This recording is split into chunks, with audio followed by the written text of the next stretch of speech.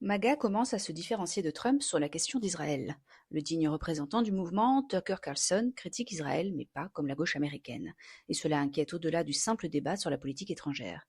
Il existe deux critiques d'Israël. D'une part, la critique des politiques israéliennes, l'occupation, la colonisation et la guerre de Gaza.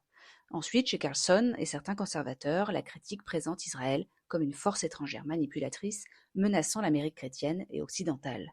Donc ce n'est pas seulement Israël agit mal, mais parfois Israël contrôle, trahit, corrompt l'Occident. Et c'est cela que certains jugent dangereux.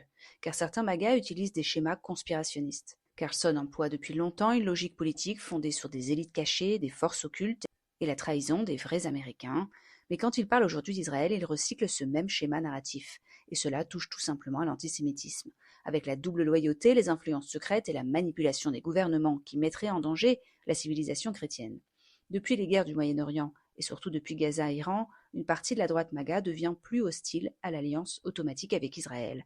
Et Carlson est présenté comme le porte-voix principal de cette droite isolationniste. Mais la rhétorique est plus radicale que le simple America First. Il ne s'agit pas d'une critique de la guerre de Gaza, mais de récits identitaires et complotistes. Carlson utilise alors le conflit comme un récit de décadence de l'Occident.